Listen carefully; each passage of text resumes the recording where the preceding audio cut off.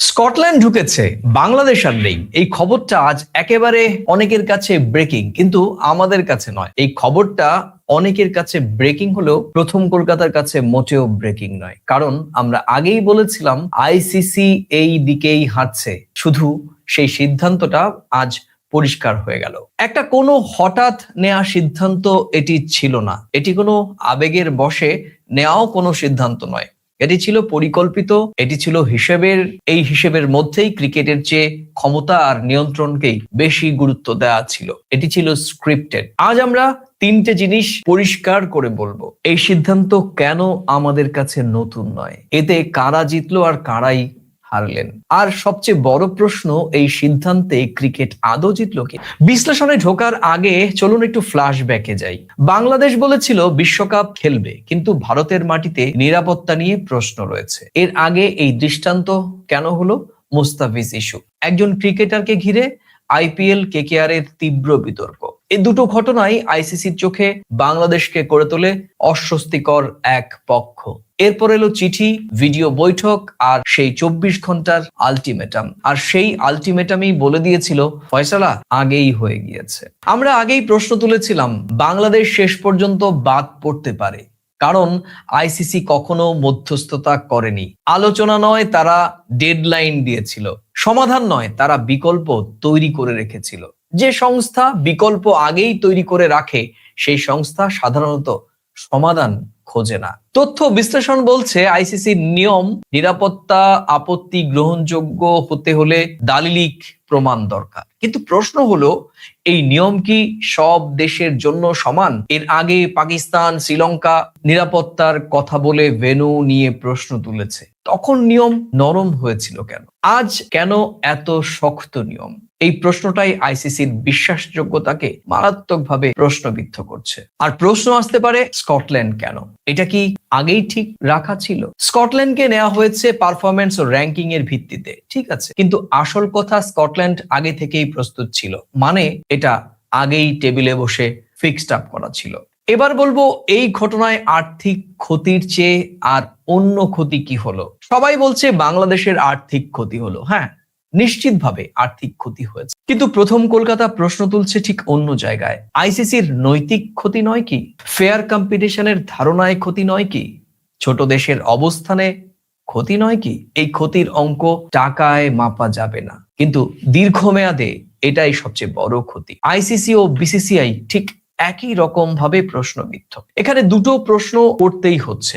এক, আইসিসি কি সত্যি নিরপেক্ষ ভূমিকা পালন করেছে, কিংবা তারা আদৌ নিরপেক্ষ, নাকি আয়োজক দেশের সুবিধাই শেষ কথা বলল? আর বিসিসিআই, ভারত বিশ্ব ক্রিকেটের বড় শক্তি, এই শক্তির সঙ্গে দায়িত্ব অনেক, কিন্তু এখানে দায়িত্বের জায়গায় আমরা দেখলাম নীরবতা এবং সুবিধাজনক দূরত্বের। এটা কি সম্পূর্ণ বাঁচানোর পথ ছিল, নাকি সম্পর্ক ছুঁড়ে ফেলার মানসিকতা?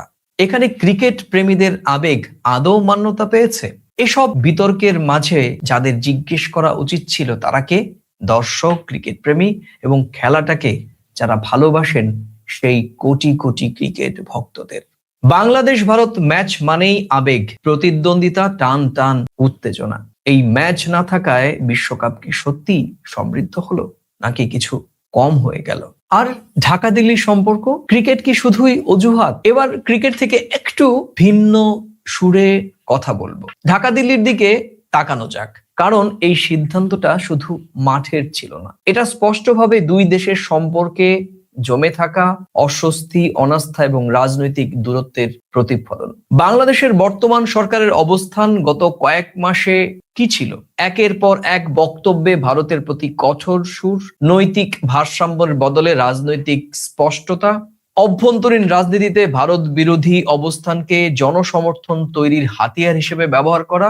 আর এই প্রেক্ষাপটে যখন বাংলাদেশ বলে ভারতে নিরাপত্তা নিয়ে উদ্বেগ আছে, দিল্লি সেটাকে আর শুধুই ক্রিকেটের প্রশ্ন হিসেবে নেয়নি। দিল্লির চোখে এটা ছিল রাজনৈতিক বার্তা, কূটনৈতিক চ্যালেঞ্জ এবং একটা স্পষ্ট দূরত্ব তৈরির ইঙ্গিত। দিল্লি কিভাবে প্রতিক্রিয়া দেখিয়েছে? প্রশ্ন উঠছে, দিল্লি কি করলো? দিল্লি আলোচনার পথ খুঁজলো না কেন? দিল্লি কি মধ্যস্থতার চেষ্টা করেছে? না, আমরা দেখেছি যে শুধু সময়সীমা নেওয়া হয়েছে, নিয়মের দোহাই দেওয়া হয়েছে এবং কার্যত নীরব সম্মতি এসেছে। আর এই নীরবতাই আসলে সবচেয়ে বড় বার্তা। একটা সময় ছিল যখন ভারত বাংলাদেশের সম্পর্ক মানেই বিশেষ গুরুত্ব, কৌশলগত প্রতিবেশী, আলাদা নজর। আজ সেই জায়গায় দাঁড়িয়ে দিল্লি যেন বলছে, না খেললে অন্য কেউ খেলবে। এটা কি আত্মবিশ্বাস নাকি দীর্ঘ সম্পর্কের প্রতি ক্লান্তি? এই প্রশ্নটা আজ শুধু ক্রিকেটের নয়, বরং দুই দেশের সাধারণ মানুষেরও। আর সবশেষ যে তথ্যটি আমাদের কাছে এসেছে তা জানাচ্ছে ক্রিকেটবাজ। তারা বলছে যে আইসিসি অনেকদিন আগেই বোর্ড স্তরে আলোচনা শুরু করেছিল। বাংলাদেশের দাবিগুলোকে তারা নীতি সঙ্গত নয় বলে মনে করেছিল। বিকল্প দেশ হিসেবে স্কটল্যান্ডের নাম আগেই বোর্ডের টেবিলে ছিল এবং যোগাযোগের প্রক্রিয়াও শুরু করেছিল সমান্তরালভাবে। এর মানে কি? এর মানে এই সিদ্ধান্ত কোনো শেষ মুহূর্তের প্রক্রিয়া নয়, এটা ছিল আগে থেকেই তৈরি করা রোডম্যাপ, যেখানে বাংলাদেশের জায়গা ক্রমশ সরে যাচ্ছিল আর স্কটল্যান্ডের জায়গাটা ধীরে ধীরে পোক্ত হচ্ছিল। আমরা এখানে একটা বিষয় পরিষ্কার করছি, চূড়ান্ত সিদ্ধান্ত, আনুষ্ঠানিক ঘোষণা ওটা আইসিসি করবে, কিন্তু আজ যে তথ্যগুলো সামনে এসেছে তা স্পষ্ট, এই পরিণতির দিকে ক্রিকেট প্রশাসন আগে থেকেই এগোচ্ছিল। আর আজকের এই সিদ্ধান্ত যদি সত্যি হয়, তাহলে কাদের লাভ, কারাই বা ক্ষতিগ্রস্ত হলেন? এখানে সূক্ষ্ম হিসেবে আসা যাক। লাভ কার? আইসিসির সূচি ও আয়োজন নিয়ে অনিশ্চয়তা কমলো ঠিক, আয়োজক দেশ ভারত কিংবা শ্রীলঙ্কারও কোনো ভেন্যু পুনর্বিন্যাসের চাপ থাকলো না, কিন্তু ক্ষতি কার? ক্ষতি হলো বাংলাদেশের আর্থিক, ক্রীড়াগত এবং মানসিক। আর বিশ্ব ক্রিকেটে একটা বড় প্রতিদ্বন্দ্বিতা হারালো। আর সবচেয়ে বড় ক্ষতি হলো বিশ্বাসের। যে বিশ্বাস ছিল আইসিসি সবার জন্যই সমান। এখানে প্রথম কলকাতার সম্পাদকের চোখ পরিষ্কার করে বলছে, এই গোটা ঘটনার দিকে তাকিয়ে কয়েকটা তীক্ষ্ণ পর্যবেক্ষণও করছে। এক, আইন তৈরি হয় বাস্তবতার জন্য, কিন্তু বাস্তবতাকে অগ্রাহ্য করলে আইন একদিন নিজেই প্রশ্নের মুখে পড়ে। দুই, ছোট দেশ মানেই বিকল্পযোগ্য, এই ধারণা ক্রিকেটকে দীর্ঘমেয়াদী দুর্বল করে। এবং তিন, ঢাকা দিল্লির দূরত্ব যত বাড়বে তার প্রভাব শুধু ক্রিকেটে নয়, বরং খেলাধুলা, সংস্কৃতি, মানুষে মানুষের সম্পর্কেও পড়বে। আজ ক্রিকেটে যা ঘটলো তা সেই ভবিষ্যতেরই ইঙ্গিত দিচ্ছে। প্রিয় দর্শক, শেষ করব আজকের সম্পাদকের চোখে শুধুই কথা বলেই, স্কটল্যান্ড খেলবে, বাংলাদেশ নেই। এই সিদ্ধান্তের আনুষ্ঠানিক ঘোষণা আইসিসি কোথায়, কখন, কিভাবে দেবে সেটা তাদেরই বলার কথা। কিন্তু আজ একটা সত্য স্বীকার করাই যায়, এটা হঠাৎ নয়, আর এই সিদ্ধান্ত কোনো দুর্ঘটনাও নয়। এটা ছিল আইসিসির স্ক্রিপ্টেড প্ল্যান, যা বাস্তবায়ন ঘটলো। আর সেই বাস্তবায়নে সবচেয়ে বড় ক্ষতি হলো ক্রিকেটের প্রতি আস্থা, নিরপেক্ষতার ধারণা আর কোটি কোটি ক্রিকেট প্রেমীদের আবেগ। আর এই প্রশ্নগুলো রেখে গেল টি-20 বিশ্বকাপ 2026-এর প্রথম বড় রাজনৈতিক বিতর্ক। আমরা প্রথম এই খবরটি ভার্চুয়ালি বাংলাদেশের প্রাক্তন প্রধানমন্ত্রীর যে অডিও বার্তা কিংবা তার যে এই ফরেন করেসপন্ডেন্ট ক্লাবের উপস্থিত হয়ে যে সমস্ত সাংবাদিক বৃন্দ যে প্রশ্ন করেছিলেন, কিংবা আওয়ামী লীগের যে প্যানেল যারা সশরীরে বসেছিলেন, কয়েকজন শেখ হাসিনার ক্যাবিনেটের কয়েকজন মন্ত্রী ছিলেন, একজন নেত্রী ছিলেন, অভিনেত্রী নেত্রী ছিলেন এবং আরো বেশ কয়েকজন বিদগ্ধ আওয়ামী লীগের নেতা ছিলেন সেখানে। ভারতীয় সাংবাদিকদের উপস্থিতিতে ভার্চুয়াল মাধ্যমে যেরকমটি হয় সেরকমটি আলোচনা। এটি একেবারে দর্শকদের কাছে কোনো নতুন তথ্য না। তাহলে নতুন তথ্য কি যা নতুন করে আলোচনা করা যেতে পারে? আমাদের পাড়া রমন বাবুর মেয়ে কৃষ্ণা পাড়া রথিনের সঙ্গে পালিয়ে গেছে। রথিন অমলবাবুর ড্রাইভার। বিষয়টা খুব সমালোচনা হবে না? হবে তো। যে ড্রাইভারের সঙ্গে অমলবাবুর মেয়ে কৃষ্ণা পালিয়ে গেল, পাড়ায় রিড়ি পড়ে গেল, এলাকায় রিড়ি পড়ে গেল, কলেজে, সোসাইটিতে সমালোচনা ঝড় উঠলো। যারা সমালোচনা করবে তারা গিয়ে পুরো কি মীমাংসা করিয়ে দিতে পারে? ইতিহাস কি বলে? সবান্ধবে নিমন্ত্রণ বোঝো, প্রত্যেক বাড়ি থেকে একজন করে। এখন সবান্ধব 17 মাসে আওয়ামী লীগের নেতা নেত্রীরা বিভিন্ন মিডিয়ার কাছে ভার্চুয়ালি সাক্ষাৎকার দিয়েছেন। এখন সবান্ধবে বললেন। মূল প্রেক্ষাপটটা বাংলাদেশের মাটি, বাইরের লোক, সমালোচক, আন্তর্জাতিক সংবাদ মাধ্যম সকলে ইনভলভ হলো। ভোটটা কারা দেবে? বাংলাদেশের মানুষ তো দেবে। গণ অভ্যুত্থানের আগে সমালোচনার মধ্য দিয়ে কি গণ অভ্যুত্থান হয়েছিল? গণ অভ্যুত্থান করেছিল বাংলাদেশের মানুষ। একটা পক্ষ করেছে, আর একটা পক্ষ আওয়ামী লীগ। কিন্তু একটা পক্ষের এতটাই ক্ষমতা ছিল, নাড়িয়ে দিয়েছে গোটা দেশটাকে। একটা নির্বাচিত সরকার, তাদের কথা অনুযায়ী সবকিছু যাতে তাদের হাতে, ইন্টেলিজেন্স থেকে শুরু করে প্রশাসন, আর্মি, পুলিশ, বাংলাদেশ সেনাবাহিনী, যত রকম স্তর আছে সব তাদের কন্ট্রোলে, ক্ষমতাও তাদের, প্রশাসনে তাদের। কি এমন ঘটলো? আমার মনে হয় সোজা কথায় কি জানো, রেসপেক্ট দিয়েই বলছি, উনি একজন দেশের প্রধানমন্ত্রী, আমাদের দেশে রয়েছেন, সসম্মানে রয়েছেন, নিরাপত্তার মধ্য দিয়ে রয়েছেন, কিন্তু রাজনৈতিক ভাবে ওনারা এখন বাংলাদেশের সাধারণ মানুষের কাছে আমার মনে হয় ব্রাত্যই। এই জায়গা ফিরতে গেলে বাংলাদেশের মানুষের মন জয় করতে হবে, দোষারোপে পালা দিয়ে হবে না কিছু। পরমাশিস, আমরা একটু শুনে নিই ভার্চুয়াল বা অডিও বার্তায় শেখ হাসিনা করা কয়েকটি একেবারে চুম্বক কয়েকটি অভিযোগ আমরা একটু শুনে নিই, তারপর আলোচনা বা সমালোচনা বা টার্গেট বাংলাদেশের বর্তমান অন্তর্বর্তীকালীন সরকারের প্রধান উপদেষ্টা ডক্টর মোহাম্মদ ইউনূস।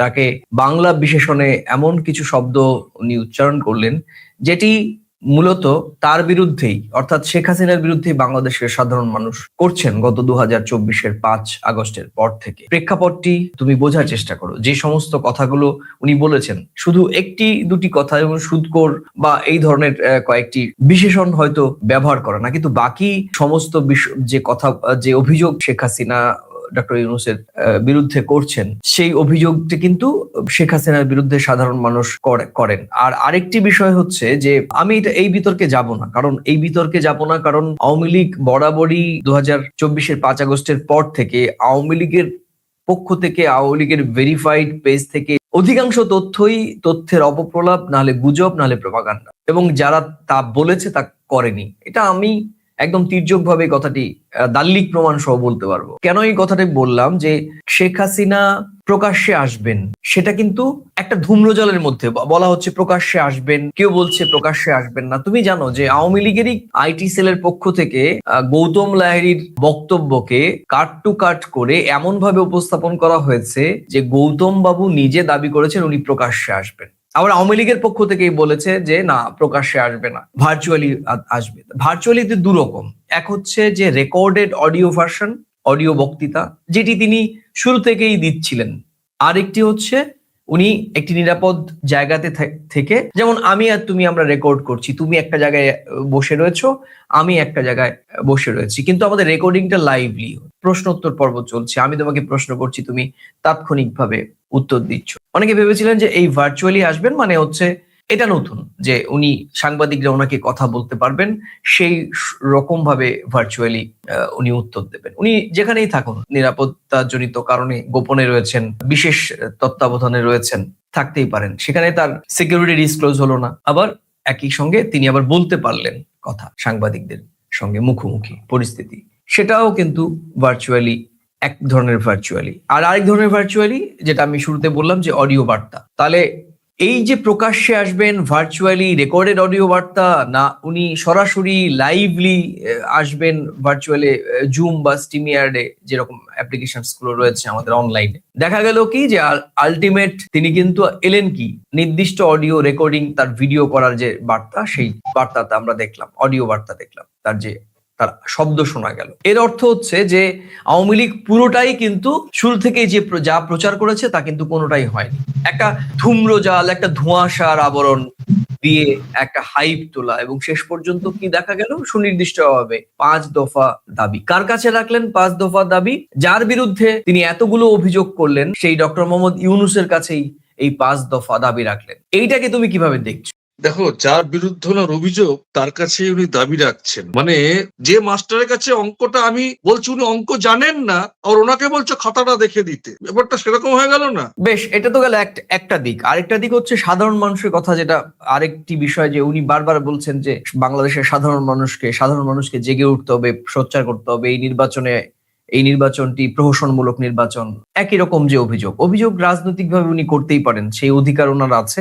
সেটা নিয়ে আমার ব্যক্তিগতভাবে কিংবা আমি এটাকে মনে করি না যে অভিযোগগুলো উনি করতে পারেন না, কিন্তু আবার যাদের কাছে এই অভিযোগগুলো উনি তুলছেন এবং যাদেরকে উনি ঐক্যবদ্ধ হয়ে এই নির্বাচনকে প্রহসন বলে দাবি করছেন, বাস্তব দিকটা কি আছে? বাংলাদেশের সাধারণ মানুষ, মূলধারার সংবাদ মাধ্যম, এমনকি বিরোধী রাজনৈতিক দলগুলো কিন্তু এই রকম অডিও বার্তাকে আর কেন্দ্রীয় ইস্যু বলে মনে করে না। তবে তারা একটা জিনিস একেবারেই উপেক্ষা করছে না, যে কারণ শেখ হাসিনা কিন্তু এই মুহূর্তে অতীত, কিছু জায়গায় শেখ হাসিনার সঙ্গে সংঘাত এটা একটা জড়িয়ে রয়েছে, এবং তার একটা 15 বছরের দীর্ঘ রাজনৈতিক শাসক কেউ কেউ আবার স্বৈর শাসক হিসেবে মনে করেন। সেক্ষেত্রে শেখ হাসিনার এই নির্বাচনের আগে এই ধরনের অডিও বার্তা দিল্লির বুকে ফরেন করেসপন্ডেন্ট ক্লাবে, যেখানে প্রায় 63টি দেশের ভারতীয় প্রতিনিধিরা ছিলেন, সেখানে দাঁড়িয়ে একটা অডিও বার্তা রেকর্ডেড হোক, তাতে নতুন করে বাংলাদেশে কোনো সহিংসতা হতে পারে কিনা বা নতুন কোনো ছক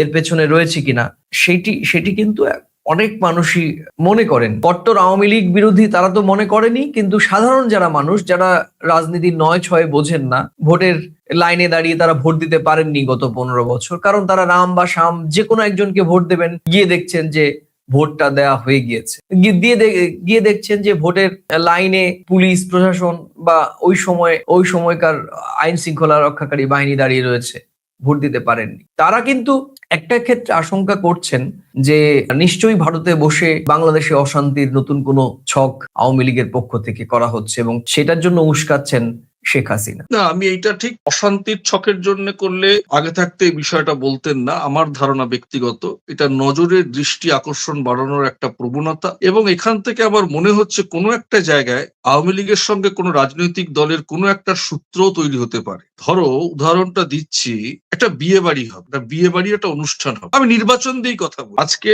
ফরেন করেসপন্ডেন্ট ক্লাবে যে উনি গতকালকে যে রেকর্ডেড ভিডিওটা দিয়েছে, উনি বাংলাদেশের একটা প্রধানমন্ত্রী, বাংলাদেশের একজন প্রাক্তন প্রধানমন্ত্রী, আওয়ামী লীগের ম্যাসিভ সমর্থক বাংলাদেশের মাটিতে একটা সময় ছিল, আজও আছে কিনা সেটা প্রশ্ন চিহ্ন। কিন্তু গণবিক্ষোভের পরে সেই দলটা এখন বাংলাদেশ থেকে কম বেশি আইনানুগ ভাবে বিতাড়িত, এবং সে দেশের প্রধানমন্ত্রী আমাদের দেশে অবস্থান করছেন, তিনি এখন প্রাক্তন। 12 তারিখ নির্বাচন হতে যাচ্ছে। সার্বিকভাবে ওনার একটা বক্তব্য অবশ্যই মিডিয়ার কাছে ইম্প্যাক্ট হতে পারে, সেটা তার দেশের মিডিয়া, আমাদের দেশের মিডিয়া, আন্তর্জাতিক মিডিয়া। ওনার এই বলার মধ্য দিয়ে একটা নজর, আলাদা করে দৃষ্টি আকর্ষণ জায়গা তৈরি করবে। সে আলাদা করে নজর দেওয়ার, এক্সট্রা সতর্কতা দেওয়ার একটা মিডিয়ার কাছে দৃষ্টি, মিডিয়া কি করে বেশি নজর দেবে, একটা করসপন্ডেন্ট জায়গায় 4টে করসপন্ডেন্ট ইনপুট করবে। সেই জায়গা থেকে ওনারা কেন কোনো অশান্তি ঘটাবে? ওনারা কাউকে কোন রকম, ওনারা যে কাজটা করে এসছে আর যেন কেউ কাজটা করতে না পারে, সেই অ্যাক্সেসটা না পায়, সেইটার পথটা অবরুদ্ধ করার একটা চেষ্টা করছে। কেন করছে? ওনাদের তো একটা সময় বাংলাদেশের মাটিতে রাজনীতিতে ফিরে আসতেই হবে, আজ নয় কাল। সেটা 10 বছর পরে হতে পারে, 20 বছর পরে হতে পারে, কিন্তু কারুর সঙ্গে কোনো একটা আন্ডারস্ট্যান্ডিং এর জায়গা থাকলেও কিন্তু তবে এই কৌশলটা নেওয়া হয়ে থাকে, এটা কিন্তু ইতিহাস বলে।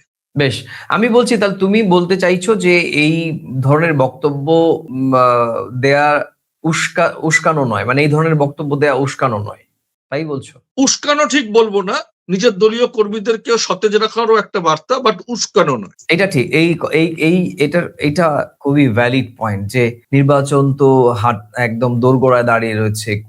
12 তারিখে নির্বাচন, তার আগে আওয়ামী লীগের সমর্থক, আওয়ামী লীগ যারা ভোট দিতেন, আওয়ামী লীগের যারা সেখানে বেনিফিশিয়ারি, সুবিধাভোগী, যাদেরকে রেখে এই সমস্ত নেতা নেত্রীরা পালিয়ে এসেছেন, তো তাদের তো একটা কিছু সামনে দেখাতে হবে যে আমরা আছি, অক্সিজেন দেওয়া, একটা অক্সিজেন দেওয়া।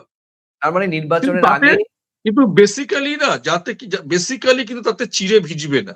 এখানে একটা আন্ডারস্ট্যান্ডিং এ না গেলে বাংলাদেশের মাটিতে, আমি তো আগেও বলেছিলাম, এত ঘাটাঘাটি করার দরকার নেই, দুধ কা দুধ পানি কা পানি। ওনারা যদি ইলেকশনে চলে আসতো তাহলেই প্রমাণিত হয়ে যেত ওনাদের সমর্থন কতটা আছে।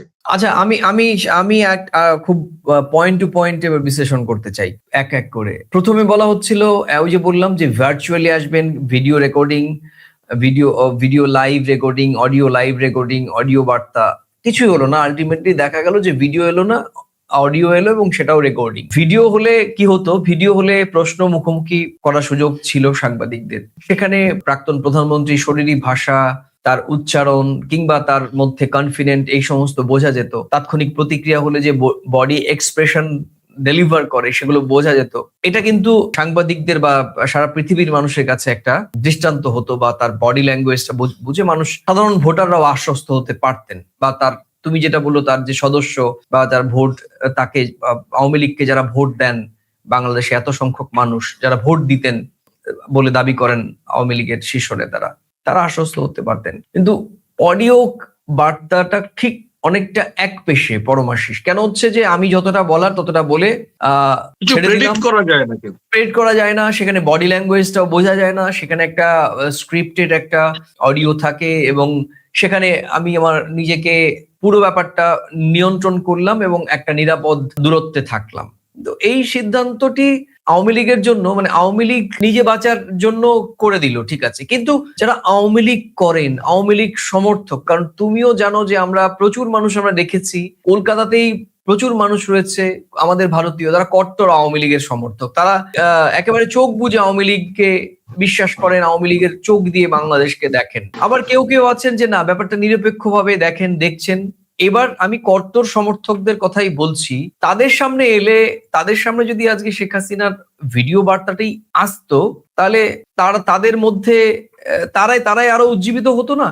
দেখো, সেটা এখানে উজ্জীবিত হওয়ার চাইতো টেকনিক্যালি এটা উনি পারেন কিনা, কূটনীতিতে কি বলা আছে এটা আমি নির্দিষ্ট করে সেই অর্থে আমি তো সব বিষয়ে সব জানতা নই। এটা তুমি জানো যে পররাষ্ট্র উপদেষ্টা একটা ইতিমধ্যেই ভারত সরকারের কাছে বোধহয় একটা বার্তা দিয়েছিল যে এই যে 23শে জানুয়ারি যে গতকাল ওনার যে সাংবাদিক, হ্যাঁ, তো সেক্ষেত্রে সেটা ওনারা হয়তো একটা সতর্কতার জায়গা থেকেও এটা করতে পারে। কূটনৈতিক ভাবে এটা উনি পারেন কিনা, এখানে হাজারো প্রশ্ন, সেই জন্যই এটা উনি এইভাবেই করেছে। এটা আমি তো তোমাকে আগেও বোধহয় বলেছিলাম যে কোনোভাবেই উনি সামনাসামনি আসবেন না, আর ওনার নিরাপত্তার প্রশ্নে সেটা তো ভারত সরকার অ্যালাউ নাও করতে পারে। তারপরে মুখোমুখি এই যে কথা বলা, ভিডিও, এগুলো মনে হয় কোনো বিধিনিষেধের ব্যাপার থাকলেও থাকতে পারে, সেই জন্য এটা করেনি। কথাটা হচ্ছে যে ওনারকে একটা বার্তা দিতে হবে, জানান দিতে হবে, সবান্ধবে বলতে হবে, সকলকে বলতে হবে ওনার বক্তব্যটা, সেটা একতরফা বলাই ভালো, বুঝছো? বেশ, ওনাকে যদি ধরো একটা সাংবাদিক সম্মেলন,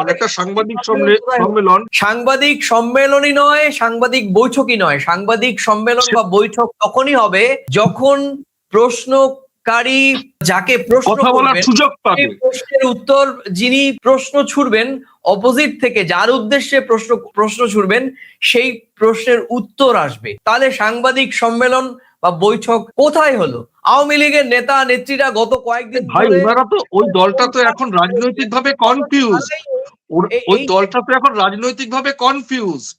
ধরো সাংবাদিক সম্মেলন মুখে বললো, প্রচার করলো, আসলো না কেন? উনি যদি বলবেন আমার বিরুদ্ধে ষড়যন্ত্র হয়েছে, আর সেই সম্মেলনে যদি আমি অংশ নিতে পারি ভার্চুয়ালি, আমি বলবো সরকারটা তখন কারা চালাচ্ছিল লাস্ট 15 বছর? কি উত্তর দেবে? উত্তর দেওয়ার জায়গা আছে? ইট খেলে পাটকেল তো পরে না, পাটকেল দিলে তো ইট খেতে হয়। তাহলে এটা তুমি বলতে চাচ্ছ যে এখানে ভয়ের কারণে এড়িয়ে গেছে এক পক্ষ বলবে। এড়িয়ে কখন যায়?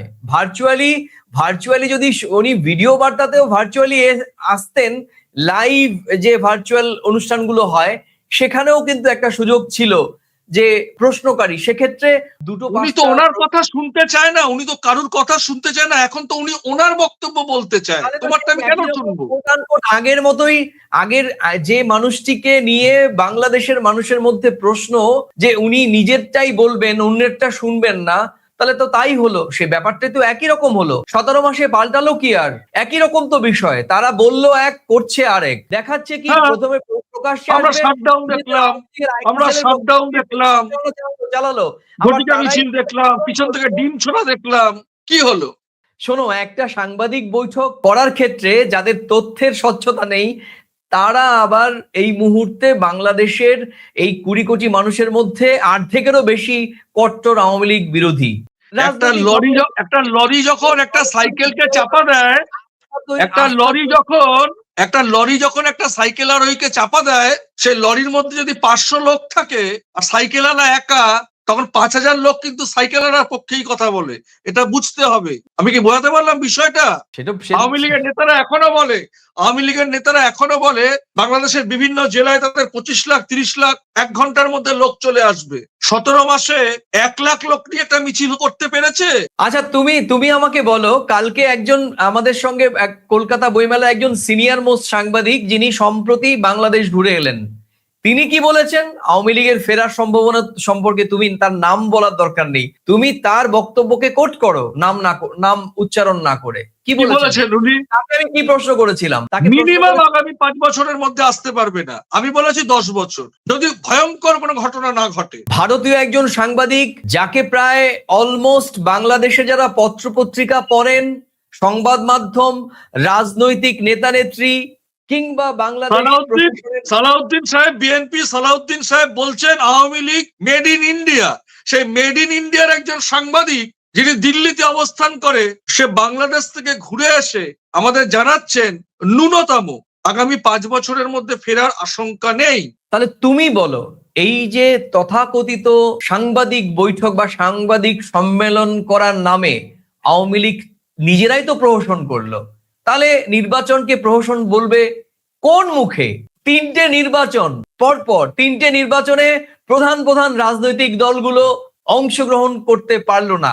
আবার বলা হচ্ছে কোন রাজনৈতিক দলকে তারা অফিসিয়ালি নিষিদ্ধ করেননি তো রাজনৈতিক, সে তো আইনগতভাবে, কিন্তু বাকি প্রত্যেকটা রাজনৈতিক দলের শীর্ষ নেতাদের ডিজিএফআই, এনএসআই, সরকারের রাষ্ট্রযন্ত্র ব্যবহার করে কি করা হয়নি? যারা আমার বক্তব্য শুনছেন, যারা নির্যাতিত হচ্ছেন, যারা প্রকৃতভাবে ভুক্তভোগী বা যে দলগুলো ভুক্তভোগী, তারা টের পাচ্ছেন। আর যারা করেছেন, শেখ হাসিনার রাজনৈতিক দলের লোক এবং প্রশাসনের লোক, তারা নির্দিষ্টভাবে জানেন যে আমি যা বলছি তা 100% সত্য। সেই মানুষগুলো আজকে দিল্লিতে বসে বকলমে প্রহসনমূলক সাংবাদিক বৈঠক, সাংবাদিক সম্মেলন করার নামে কার্যত প্রেস নোট, প্যাম্পলেট চালিয়ে দিল 5 দফা দাবির বলে। এবং কার কাছে 5 দফা দাবি করলেন উনি? দেখো, এত কথা, মানে বিষয়টা দেখো, বাংলাদেশে একটা সরকার 15 বছর থাকলে তার বিরোধী দলের একটা, আমি তারেক রহমান সাহেবের কথা বলছি, সেও তো একটা রাজনৈতিক পরিবারের ছেলে। তার মা প্রধানমন্ত্রী, তার বাবা রাষ্ট্রপতি ছিল, ঠিক বলছি তো? একদমই তাই। তো সেই পরিবারের একটা ছেলে, তাকে 17 বছর দেশের বাইরে থাকতে হয়। তুমি কি মনে করো নির্বাচনের নামে প্রহসন হয়েছে এটা নতুন করে বলতে হবে? বাংলা কথায় গায়ের জোয়ারি বাংলাদেশের মাটিতে হয় কি হয় না, আমাদের দেশে আমরা ভাবতে পারি যে নরেন্দ্র মোদী প্রধানমন্ত্রী তখন যতদিন থাকবে ততদিন সেই দেশের বিরোধী দলনেতাকে দেশের বাইরে থাকতে হবে বা বিরোধীকে বাইরে থাকতে হবে, এবং টপ পর্যায়ে। আমি বলতে এটা চাই, নতুন করে বলার কিছু নেই। এটা আমি শোনো, আমি একদম এরকম পরিষ্কার করে বলে দিই, আমার মনে হয় বাংলাদেশের গণতান্ত্রিক পরিবেশ এক পেশে, যে যখন ক্ষমতায় থাকবে তার তখন স্বরাজ চলবে। একদমই তাই। এবং তাহলে মানতে হবে, আমি তোমার সঙ্গে এগ্রি, মানতে হবে আজকে যদি প্রহসনে নির্বাচন হয়, তাহলে পরপর 3টি নির্বাচন, যে নির্বাচনে প্রধানমন্ত্রী হিসেবে বসেছিলেন শেখ হাসিনা, প্রত্যেকটি যে এক পেশে কাজ করে যাবে সেও কিন্তু অন্যরা যখন করবে সেও তখন কিন্তু সেই সন্দেহটা প্রকাশ করবে এক পেশে কাজ। সেই জন্যই কালকে সবান্ধব সাংবাদিক সম্মেলনের ডাক দিয়ে রেকর্ডের অডিও শুনিয়ে দেওয়া হয়েছে। একদমই। সর্বশেষ আমরা 5 দফা দাবি নিয়ে আমরা আরেকটু সংক্ষিপ্ত করতে চাই। 5 দফা দাবিতে কি কি বলা হয়েছে রেকর্ডেড এই প্রেস বার্তায়? আমরা এটাকে সাংবাদিক সম্মেলন কিংবা সাংবাদিক বৈঠক হিসেবে প্রথম কলকাতা মনে করে না।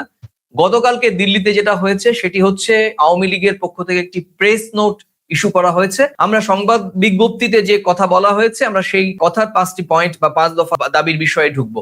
পরমাশিস, শুনতে বড়, শুনতে গুরুতর, কিন্তু বাস্তবে প্রশ্নবিদ্ধ। 1, জাতিসংঘের নিরপেক্ষ তদন্ত। প্রশ্ন হচ্ছে, এটা কি আজ বাংলাদেশের সাধারণ মানুষের প্রধান চাওয়া কিনা? 2, অন্তর্বর্তী সরকারের বৈধতার প্রশ্ন। এই প্রশ্ন আওয়ামী লীগ তুলছে, কিন্তু রাস্তায় কি মানুষ তুলছে না? তো মব সন্ত্রাস ও নিরাপত্তা গুরুত্বপূর্ণ বিষয় নিঃসন্দেহে, কিন্তু মানুষ কি ভুলে গেছে আওয়ামী লীগ সরকারের 15 বছরের অভিজ্ঞতা? গুম, খুন, বিচার বহির্ভূত হত্যাকাণ্ডের ঘটনা, সাংবাদিকদের নিগ্রহ করা, সাংবাদিকদের প্রেস কার্ড বাতিল করা, টেলিভিশন বন্ধ করে দেয়া, পত্রিকা বন্ধ করে দেয়া, ভিন্নমত পোষণ করতে পারে এই ধরনের আশঙ্কাতে বিদেশি সাংবাদিকদের ভিসা বাতিল করা, সংখ্যালঘু সাংবাদিক সুরক্ষার কথা বারবার বলা হচ্ছে। এটা নৈতিকভাবে শক্ত দাবি, কিন্তু এই দাবির নৈতিক ভার আওয়ামী লীগ কতটা বহন করতে পারে? প্রশ্ন কিন্তু আমি শুরু থেকেই করছিলাম, আলাদা করে আর বলার জায়গা নেই। রাজনৈতিক প্রতিহিংসা বন্ধ করার দাবি তুলেছেন শেখ হাসিনা তার প্রেস নোটে। এই দাবিটি সবচেয়ে বড় প্রশ্ন, যে এটি আত্মসমালোচনামূলক নাকি কৌশলগত ভাষা। রাজনৈতিক প্রতিহিংসা কে শুরু করেছিল, কারা শুরু করেছিলেন? দেখো, 5টা যে দাবি তুলেছেন, সেই 5টা দাবি পাল্টাটা তো ওনারাই করে এসেছেন, ইতিহাস তো তাই বলছে। একটু পিছন দিকে তাকালে তো তাই হচ্ছে। আমি সরকারে আছি, আমার বিরোধী প্রধানমন্ত্রী, বিরোধী নেত্রীর ছেলে 17 বছর দেশের বাইরে, তারা এখন অন্তর্বর্তী সরকার ক্ষমতায় রয়েছে, প্রধানমন্ত্রী বাইরে। যা ঘটেছে, যা হতে পারে, যা করেছি, আমি যখন করছি সেটা ঠিক, অন্যরা যখন করছে তখন ভুল, সেই দাবিগুলো তুলছে। যা হয়েছে সেটা ভালো করে ওনারাই জানেন। এখন সেটা ভুল মনে হচ্ছে, এটাকে উইথড্র করতে হবে বা এইগুলো করতে হবে, যেটা উনি করেন। এইভাবে হবে না, এইভাবে হবে না। কিন্তু এখানে সবচাইতে মানুষের মনের কাছে পৌঁছতে হবে, এইভাবে হবে না। দোষারোপের পালা দিয়ে, তোমাকে আবারও বলছি, বাংলাদেশের মাটিতে গণতন্ত্র একপেশে। একদমই আমি গণ অভ্যুত্থানের পর বাংলাদেশের সমস্ত দায়িত্বশীল রাজনীতিক দোরগোড়ায় বাংলাদেশের জাতীয় নির্বাচন, সকলকে ওয়ার্ন হতে হবে, সাবধানতা, সতর্ক থাকতে হবে।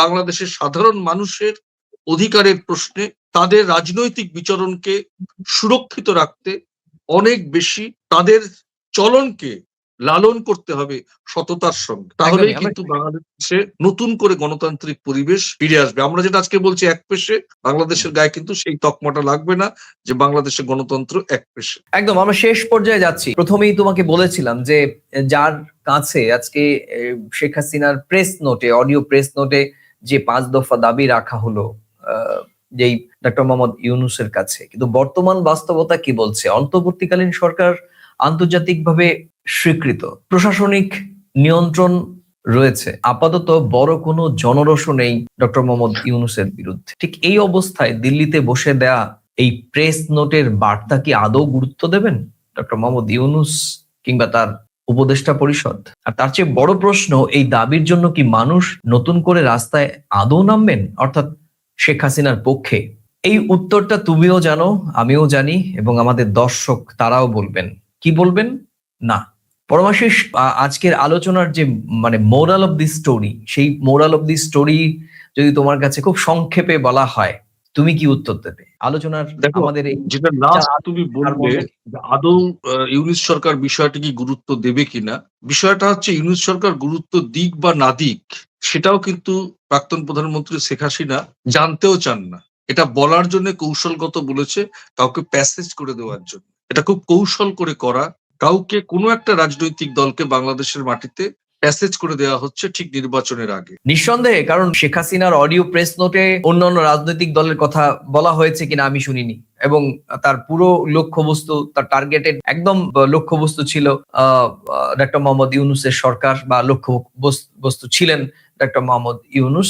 17 মাসে তার কর্মকাণ্ড, সরকার পরিচালনার ক্ষেত্রে, বিশেষ করে আইন শৃঙ্খলা এবং কট্টর ভারত বিরোধিতা নিয়ে কিন্তু আমরা একেবারে তীব্রভাবে শুরু থেকে সমালোচনা করেছি। কিন্তু রাজনৈতিকভাবে আওয়ামী লীগ এবং ডক্টর ইউনূস ভার্সেস যখন বিষয়টি দাঁড়ায়, তখন পারস্পরিকভাবে বিষয়টি সাংঘর্ষিক। আর যখন যে কট্টর বাংলাদেশে কট্টর ভারত বিরোধিতা তৈরি হয়েছে, আমরা মনে করি এই ভারত বিরোধিতা তৈরির মূল বীজ বপন হয়েছিল 1971 সালে, এবং তারপর থেকে যে রাজনৈতিক দলগুলো বাংলাদেশে ক্ষমতায় এসেছে, তারা তাদের মতো করে এই কট্টর ভারত বিরোধিতার বীজকে লালন পালন করেছেন। এবং নিঃসন্দেহে বলতে দ্বিধা নেই, গেল 15 বছর অর্থাৎ শেখ হাসিনার সময় এই বীজ থেকে অঙ্কুরিত হয়েছে তীব্র ভারত বিরোধিতা, বিদ্বেষী মনোভাবের, এবং তাই আজকে বিষবৃক্ষ হয়ে উঠেছে। সেই ভারতের রাজধানী দিল্লির মাটিতেই বারবার কেন ব্যবহার করা হচ্ছে? দিল্লির বুকে আওয়ামী লীগের এই প্রেস নোট শুধু একটা জিনিস পরিষ্কার করে দিচ্ছে পরমাশিস, দলটির আন্তর্জাতিক নজরে আনার কৌশল, কিন্তু দেশের ভেতরে সংগঠন পুনর্গঠনের শক্তি এখনো অনেক দুর্বল।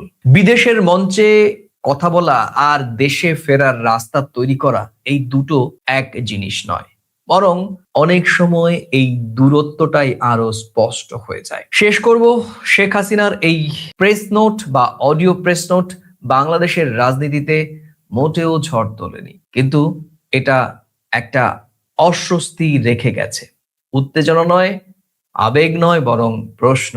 এই উদ্যোগ কি পরিস্থিতি শান্ত রাখবে, নাকি অনিচ্ছাকৃতভাবে নতুন টানাপোড়েন তৈরি করবে? এই প্রশ্নের উত্তর আজ আমাদের কাছে নেই, কিন্তু একটা বিষয় তো স্পষ্টভাবে বোঝা যাচ্ছে, শুধু এই অডিও প্রেস নোটে, শুধু বিদেশের মঞ্চে দাঁড়িয়ে মানুষের মন জয় করা খুব সহজ নয়। আর সেই বাস্তবতাটাই আজ আওয়ামী লীগ এবং শেখ হাসিনার সামনে সবচেয়ে বড় চ্যালেঞ্জ। প্রিয় দর্শক, আজ এই পর্যন্তই। আবার দেখা হবে নতুন কোনো বিষয়ে, প্রাসঙ্গিক প্রসঙ্গ নিয়ে। আর প্রতিদিনকার মতো আমাদের এই প্রাসঙ্গিক প্রসঙ্গে আমাদের আলোচকের কোন মন্তব্যের সঙ্গে আপনি সহমত বা পুরো ভিডিওর মন্তব্যগুলোর সঙ্গে আপনি হতে পারেন ভিন্নমত, আপনার মূল্যবান মতামত জানাতে পারেন মন্তব্যের কলামে। আর এই ভিডিওটি সত্যিই ভালো লাগলে নিজেদের মাঝে শেয়ার করে ছড়িয়ে দেবেন। চ্যানেলটিতে নতুন এলে পুরনো ভিডিও দেখে চ্যানেলটি ভালো লাগলে আপনাদের কাছে গ্রহণযোগ্য মনে হলে তবেই লাইক বা সাবস্ক্রাইব করতে পারেন।